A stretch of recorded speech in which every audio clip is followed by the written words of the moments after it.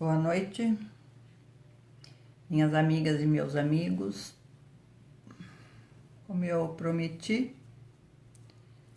hoje nós vamos fazer mais um vídeo sobre o sagrado e as deusas. E hoje nós vamos falar de uma deusa bastante polêmica, que é Afrodite, a deusa do amor, a nossa Vênus. E nós vamos começar falando do mito do nascimento de Afrodite.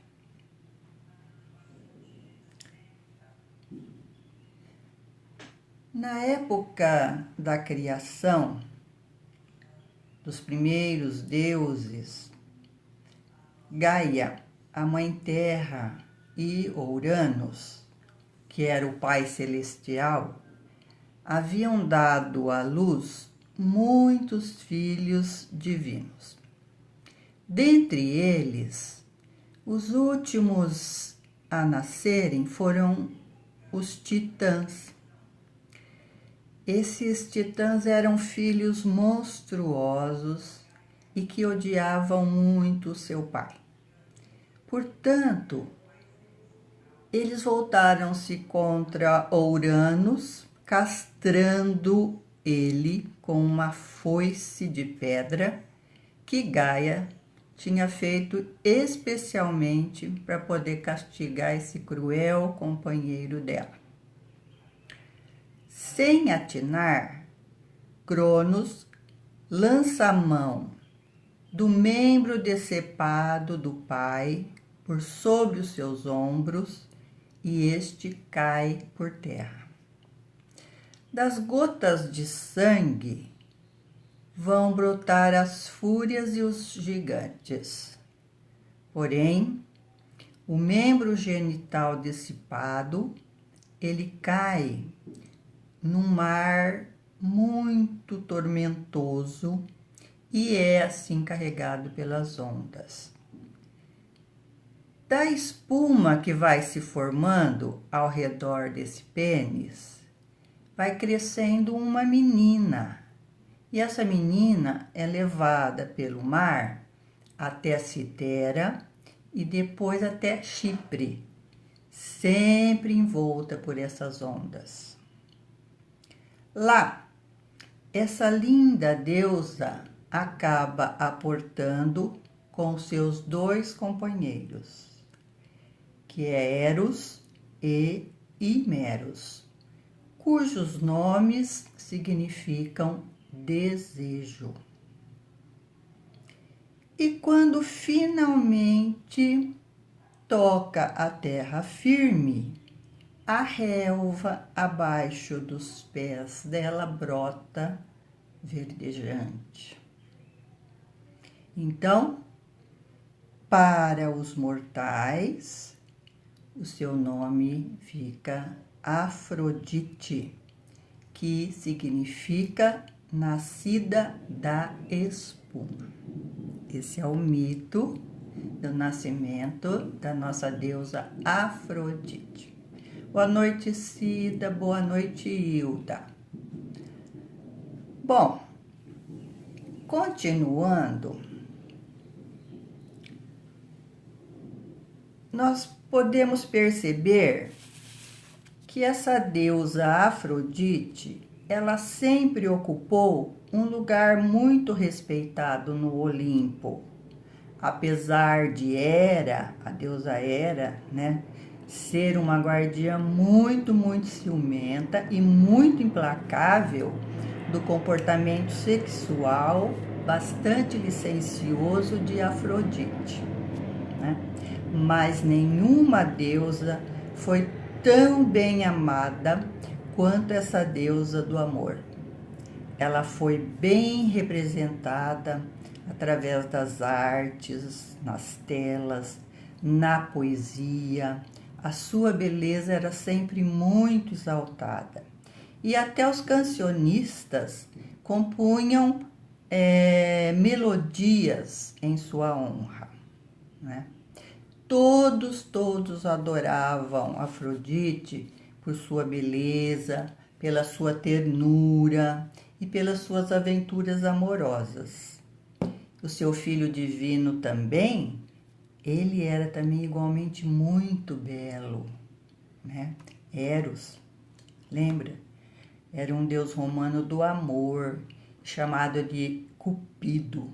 Ele era conhecido como Cupido. Hoje, nós vemos muitas beldades nas telas de Hollywood, ainda encarnando essa deusa. Diariamente, as novelas, os romances, os filmes, né, apresentam essa mulher Afrodite, juntamente com traficantes e com todos aqueles escândalos políticos. Eles vão revivendo as histórias e as paixões secretas, os ciúmes, as invejas e toda aquela gama de traições nesses enredos todos. No entanto, enquanto os sexólogos se encarregam de computar os seus múltiplos orgasmos dessa mulher deusa Afrodite e também de vasculhar a sua anatomia mais íntima, muitos evangelistas a condenam por seus excessos. E o que falar então das revistas de moda, né? Elas têm uma queda por essa mulher Afrodite, né? Principalmente as revistas masculinas que glorificam a sua nudez, né? Então, tanto os pornógrafos, os cafetães, exploram essa mulher Afrodite inescrupulosamente. Que pena, não é? Mas será que sempre foi assim, minhas amigas? Certamente não, né? Ainda preserva-se um certo sentido de que a sexualidade na antiguidade era um dom muito sagrado, né? E não era algo para ser explorado como é hoje, né? E eles reverenciavam Afrodite, na verdade, né? Então, e hoje? O que faz o mundo hoje, né? O mundo moderno, ele é obcecado, né? Com os encantos físicos dessa mulher Afrodite e quase que perdeu-se o contato com essa dimensão mais sagrada da mulher, não é verdade? Mas entre os cristãos, veja, por 2000 anos, né, a nossa cultura ocidental horroriza-se, né, com o amor liberal dessa mulher Afrodite, né, condena, e quase que hoje nós passamos de uma privação da antiguidade para um excesso, né? Parece que na atualidade nós estamos assim sedentas de romance, de sensualidade, de imagens eróticas e do prazer, não é? A nossa cultura, ela perde completamente a perspectiva e o dom divino de Afrodite e de Eros. Uma pergunta: por que nós hesitamos tanto em permitir que essa deusa mulher Afrodite penetre completamente a nossa consciência? Por quê? Veja, ela tem muitos dons a nos oferecer também. Essas mulheres que apreciam a sexualidade e a beleza como qualidade sagrada, né? Elas, na verdade, elas são uma presença sensual, né? elas deleitam-se e elas são muito gratas porque elas têm um sentido do belo muito apurado, né? Elas adoram roupas finas como as sedas, né? Elas usam os cabelos bastante esvoaçantes, joias, adornos de todo tipo. Elas gostam, né? Então, hoje ela aparece dominando a indústria da moda, a indústria dos cosméticos e também o mundo glamouroso e requintado das nossas revistas, né? E como será que foi a infância? Como é que é a infância dessa deusa mulher moderna atualmente? Ela é marcada por brincadeiras de vestir e de desfilar, elas gostam, né? Ela é uma criança naturalmente exibicionista. Mais tarde ela poderá vir a ser uma modelo, uma atriz, etc e tal, dentro dessa área do feminino, né? E ela possui uma habilidade natural de lidar e se relacionar com as pessoas. Ela é muito hábil nisso.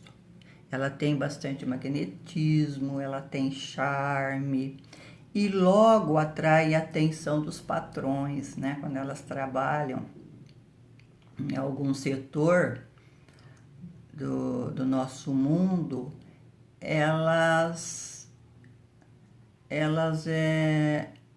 logo atraem a atenção dos patrões. Nossa, aqui está aparecendo iniciar a transmissão. Vocês estão me escutando, não estão? Hilda, está escutando?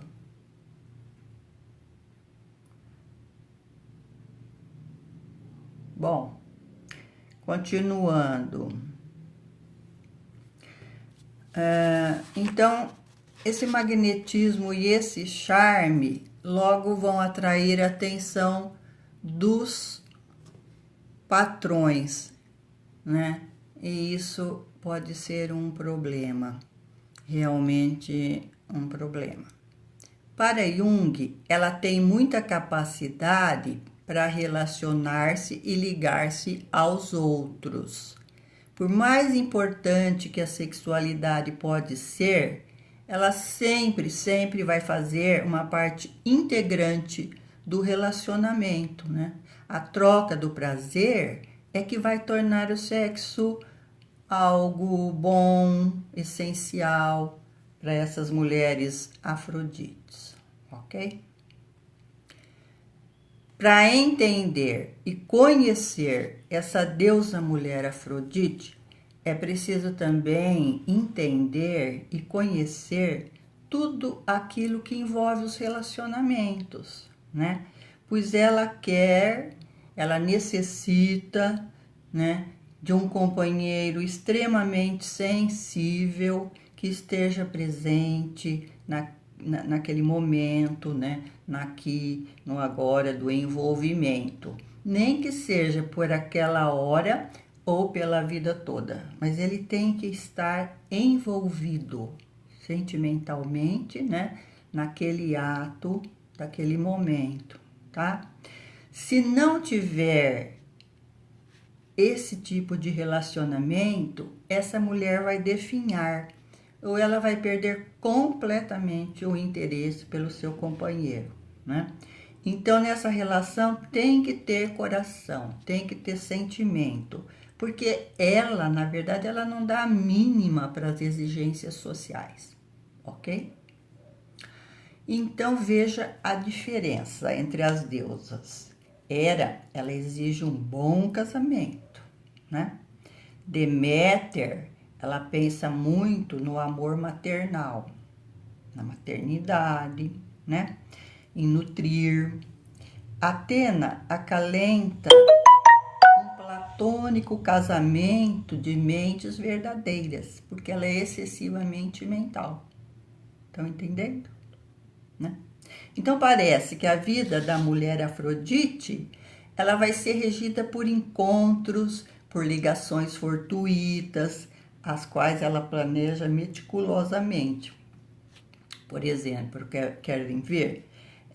Se surgir a oportunidade de um cruzeiro pelo Mediterrâneo, pode crer que ela abandona tudo aquilo que ela está fazendo para aproveitar esta oportunidade, não é? Porque ela não está interessada em casamento, em filhos, mas se ela os tiver, ela vai ser uma mãe afetuosa, uma mãe generosa, mas muito pouco convencional. Jamais essa mulher Afrodite fará desses filhos o centro da sua vida, não é?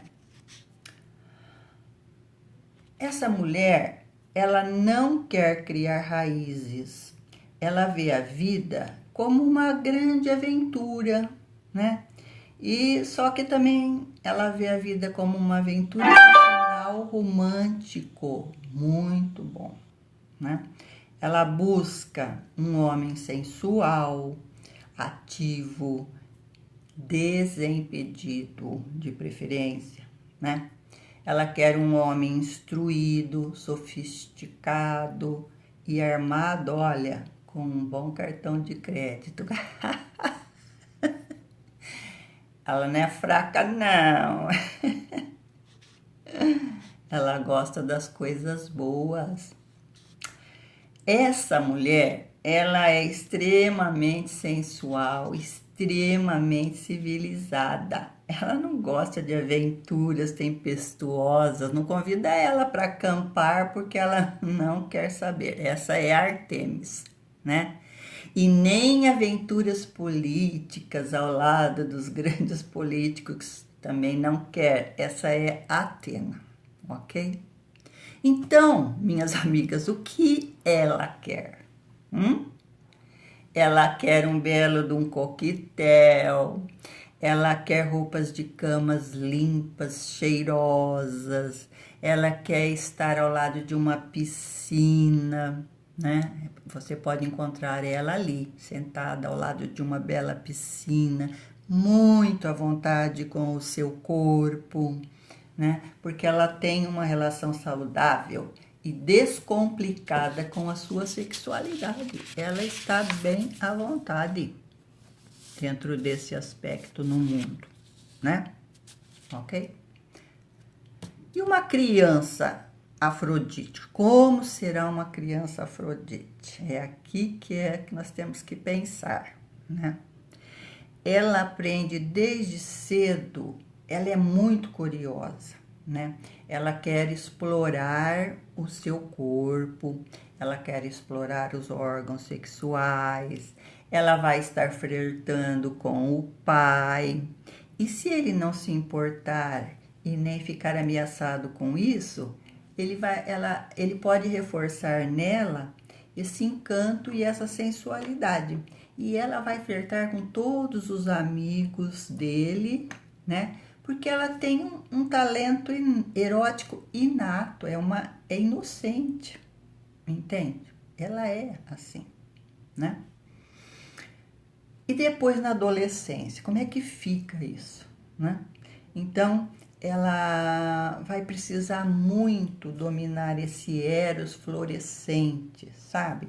Porque no mundo moderno, isso vai colocar essa jovem sob muitas dificuldades, muitas e variadas espécies de dificuldades no nosso mundo moderno, né? Com certeza ela vai amadurecer muito cedo, ela é muito extrovertida, né? Então ela chama a atenção dos rapazes, ela cativa, né? Com o magnetismo dela, com a sensualidade, ela cativa os rapazes. E isso é lógico, vai deixando essa jovem cada vez mais lisonjeada, né? Então, observa uma coisa, enquanto Afrodite aprende as primeiras lições sutis na arte dos relacionamentos, por exemplo, uma Ártemis estaria praticando canoagem, né? E Atena estaria absorta nos livros, nas tarefas escolares, né? E a era ocupada em dirigir um centro acadêmico, né? Cada uma é cada uma, não é? Cada mulher, cada deusa é uma deusa, né? E nós já falamos dela ficar apenas nessa unilateralidade que é um pouco complicado, né? O certo é harmonizar e equilibrar todas elas dentro de nós, ok? Bom, nós estamos falando de beleza, nós estamos falando de sedução. Então, a beleza e a sedução, ela pode ser muitas vezes uma bênção, mas também ela pode ser uma maldição para essa jovem Afrodite na atualidade, né? Ela acha os jovens imaturos, grosseiros, né? Ela vai ser cortejada por homens mais velhos, né? Ela pode se tornar uma pessoa solitária, ela pode se alienar, sim, né? Ela pode se sentir assim fora da casinha, fora do meio dela, né? E ela pode compensar, sim, com uma lindíssima máscara, né? E muitas dessas mulheres afrodites, elas poderão se sentir inseguras quanto aos outros talentos que ela possui, né? Porque esse talento da sedução, né, desse carisma dela, é o que mais atrai. E ela começa então a perceber e sentir-se insegura quanto a ter ou não outros talentos, né? Para poder explorar também esses outros talentos, né? Ela pode duvidar muitas vezes, né? Porque um símbolo sexual hoje é tido como um objeto, uma mulher objeto, né? Então, essa unilateralidade que eu disse é que é a chaga da mulher Afrodite. Pois é, embora ela possa ter muitas amigas, até amigas íntimas, né? Essas amigas estarão a invejar, né? Ela poderá também ser atraída por homens para relacionamentos mais íntimos, né? Outra coisa, nos locais de trabalho, essa mulher Afrodite é uma presença que perturba muito, né? Se ela tiver sorte de não se deixar explorar sexualmente por homens inescrupulosos, que a gente sabe que existe mesmo, ela poderá descobrir a sua capacidade de explorar e seduzir os homens. Ela pode ter consciência disso e pode até manipulá-los à vontade. Acaba acontecendo isso mesmo, né? Ela tem essa consciência desse poder de sedução e ela acaba por utilizar, né, esse poder para seduzir e manipular os homens. Uma outra característica é que ela pode também ser a outra num relacionamento para muitos homens, que vai ser uma lição bastante difícil, né? Os triângulos amorosos, eles não são fáceis, né? E então, para essa mulher Afrodite, né, ser a outra pode ser muito doloroso, né? E esses triângulos amorosos, a gente vai falar depois mais sobre isso, porque é uma coisa complicada hoje na nossa sociedade atual, também com todos esses divórcios e separações, né? Então, aí depois arruma novo relacionamento, aí fica entre a outra esposa, ou o outro marido, ou os filhos desse, os filhos daquele, não deixa de ser triângulos amorosos, né? E aí fica muito difícil. É verdade, Hilda, nós temos muitas mulheres Afrodites, né, no nosso meio. Né, Nájila? Vamos que vamos! Ai, ai. A despeito do que possam dizer, a mulher Afrodite, ela não deve jamais sentir-se envergonhada por seus casos secretos, pois eles, para cada uma delas, eles vão ser muito valiosos, eles vão ser belos em si mesmos, né? E por si mesmos, são experiências de vida, né, que aquela criatura tem que passar, tem que aprender, tem que lidar com essas coisas todas, né? Essa mulher Afrodite, essa deusa mulher Afrodite, ela é uma excelente confidente e amiga espiritual também para os homens, né? E os homens são atraídos, então, não apenas pela beleza física, mas também pela sabedoria feminina, que elas já nascem com isso, né? Com essa sensualidade, né? E elas têm uma espontaneidade também nos assuntos do coração. É isso que atrai os homens, né? Então, ela entende muito as pessoas, né? E, sobretudo, os homens, né? Na Grécia Antiga, os gregos a chamavam de hetaera. Nós temos muitas mulheres na história, as geishas japonesas, né? Temos muito as cortesãs na Europa, né? E eram mulheres que inspiravam os homens criativamente, né? Elas abriam um portal, né, nesse coração desse masculino, né, que era a criatividade, né? Manobrando então os sentimentos e a criatividade nos homens, ela consegue manifestar dentro deles aquilo que Jung chamava de ânima do homem, né? Nós temos o ânimos, que é a nossa parte masculina, e eles têm a ânima, que é a parte feminina deles. E essa mulher Afrodite, essa deusa, ela consegue mexer, entende? Com essa ânima, com essa parte feminina, criativa dos homens, né? Então, o que isso dá de positivo? Ela aumenta, né, a confiança deles em si mesmo e no potencial criativo que eles têm. Isso é bom, né? Mas negativamente também ela pode fazer uma coisa, ela pode afastar esse homem das suas obrigações públicas e profissionais e jogar eles num buraco, né? Então sempre tem um lado bom e aquele lado que é mais negativo, né? Esses homens que se deixam absorver por essa sexualidade, por essa sensualidade, largam o resto tudo, né? E aí a coisa pega, né?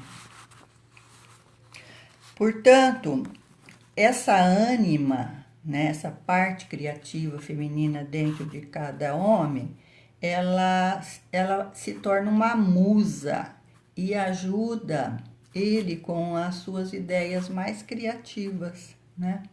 Ela é projetada na mulher que ele idealiza, né?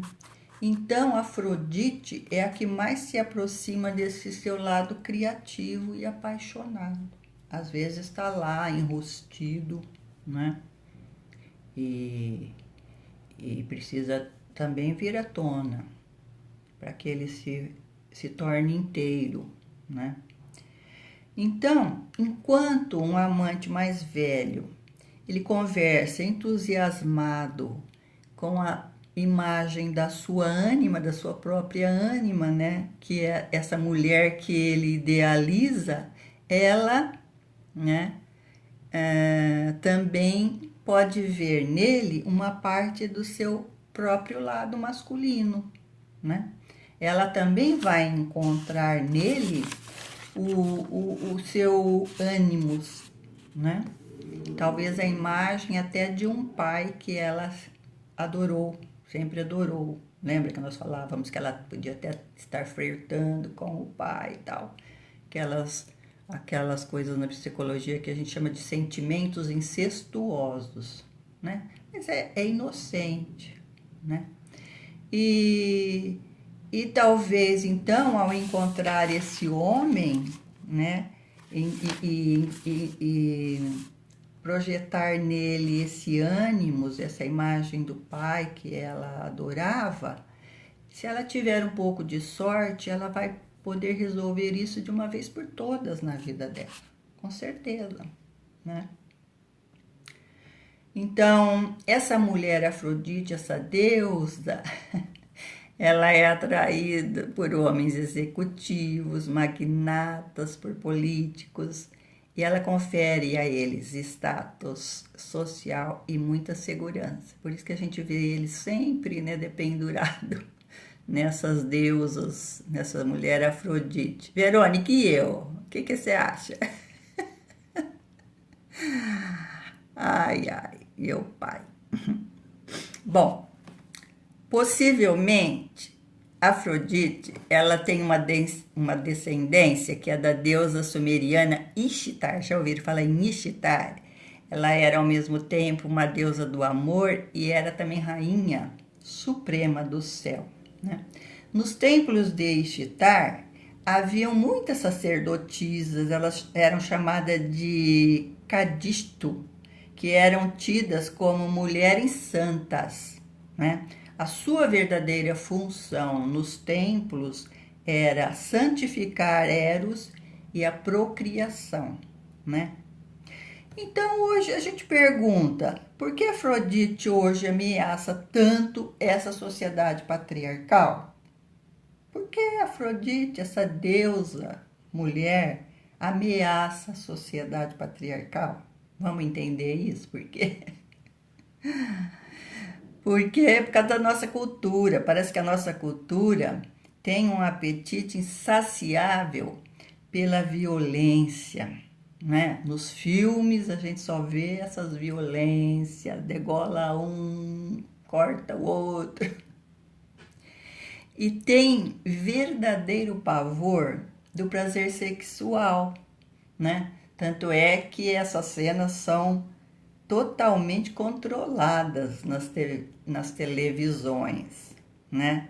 Então, a pergunta que não quer calar é: o que há de tão perigoso na sexualidade de Afrodite? Vocês sabem me dizer? Olha, ela é retratada como sedutora, a epítome do pecado, né? Ela é considerada como uma bruxa, né? A gente vê lá a feiticeira de Circe, uma bruxona. Ela é considerada uma mulher fatal. Nas novelas, são as sereias cavadoras de ouro que arruinam todas as reputações, não é? Então, observa, essas deusas, elas são mostradas exercendo um fascínio sexual sobre os homens, como se eles fossem incapazes de resistir. São apresentados como vítimas na sociedade, né? Sim, vítimas dos seus próprios sentimentos. Eles não ousam admitir, né? Isso chama-se na psicologia de culpa deslocada, né? Eu sou uma vítima, não tem nada com isso, né? A culpada é aquela mulher safada, sedutora, né? Pois é, culpa deslocada. Outra coisa é que a liberdade sexual de Afrodite, ela não pode ser tolerada numa esposa. Por quê? Porque os homens sempre traíram, não é? Agora, se a mulher for fazer isso, né, ela vai ameaçar toda a estrutura da sociedade patriarcal. Por quê? Porque dela depende não só a herança de propriedades e títulos e a continuidade espiritual que vai permitir ao pai imortalizar-se no seu filho, né? Antigamente não era assim, antigamente a mãe os filhos levavam o sobrenome da mãe, né? Tem até uma frase que a gente fala assim, mãe, a gente tem certeza de que é. O pai não se tem certeza, né? Mas, então, o que ia acontecer com a nossa sociedade, né? Então, tem que ter essa continuidade, né? Hoje, então, o filho recebe o sobrenome do pai e ele tem direito à sua herança. Ele é o herdeiro, entende? E ele imortaliza o seu pai, né? Através do nome, né? Imortaliza. Pai. Essa é a grande história. Portanto, Afrodite, pela sua natureza, ela só vai poder ocupar um lugar ambíguo e impotente no limiar do mundo patriarcal. Oi, Rosário, tudo bom? Entenderam por quê, então? Um lugar só que cabe a essa deusa Afrodite é um lugar ambíguo, impotente, né? Dentro desse mundo patriarcal.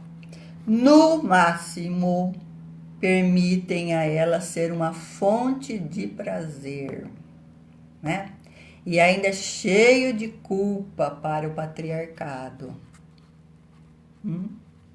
E isso traz uma triste consequência. Sabe qual?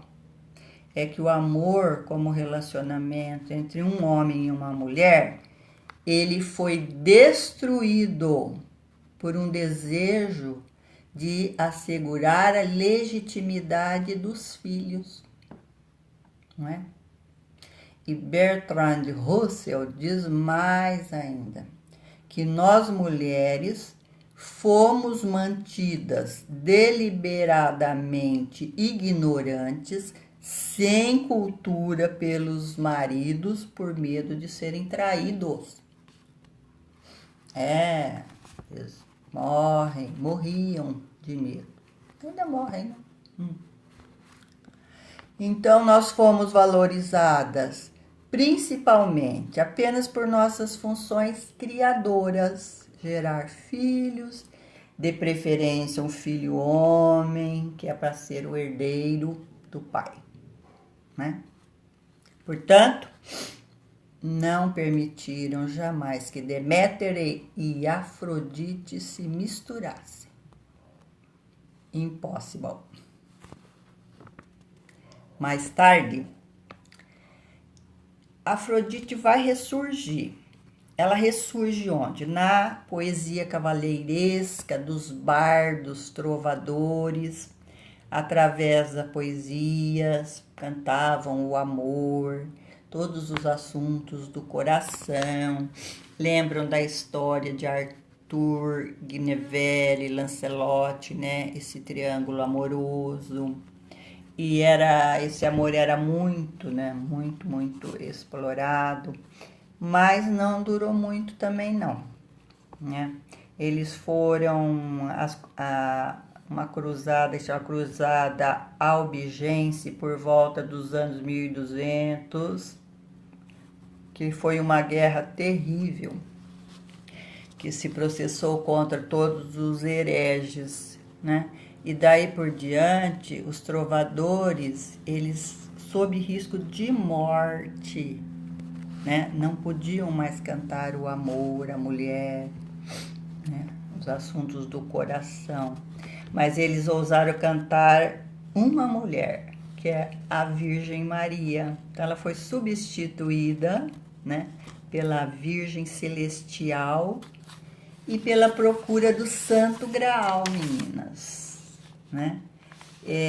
torna-se cada vez mais cristianizada, porque a busca do Santo Graal podia ser empreendida apenas pelos castos puros da igreja, como Sir Galahad, né?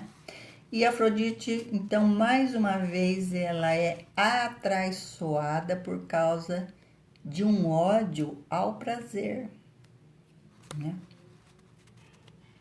Então, nós temos no simbolismo do Graal, já falei sobre o Graal, um receptáculo sagrado de sangue, um útero cósmico da grande e eterna Mãe, que acaba por se perder totalmente. E aí nós vamos ter a negação de Afrodite.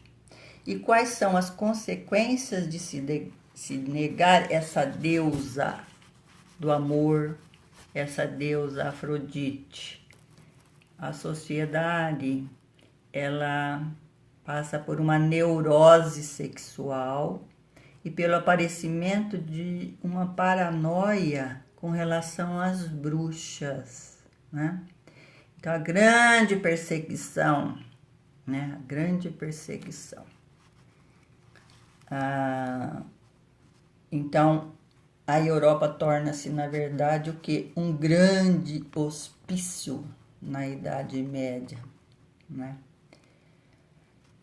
E Afrodite, coitada, essa mulher, deusa mulher, é difamada, ela acaba por ocultar-se e é substituída pelo culto à Virgem Maria. Ok? Aqui está um pouco, né, dessa história, dessa deusa na antiguidade, na nossa sociedade atual. No próximo vídeo, nós vamos falar dos eternos triângulos amorosos dessa Afrodite, ok? Então, muito obrigado pela participação de vocês. Tem bastante material para a gente fazer uma reflexão sobre essa nossa parte, que é a deusa Afrodite, né? E o que nós podemos fazer com isso na atualidade e encontrar o caminho do equilíbrio, harmonizar um pouco mais essa história toda da sedução, da sensualidade, da sexualidade. Ok, minhas amiguinhas? Beijo, namastê e um bom final de domingo e uma semana excelente para cada uma de nós. Beijo no coração, ok?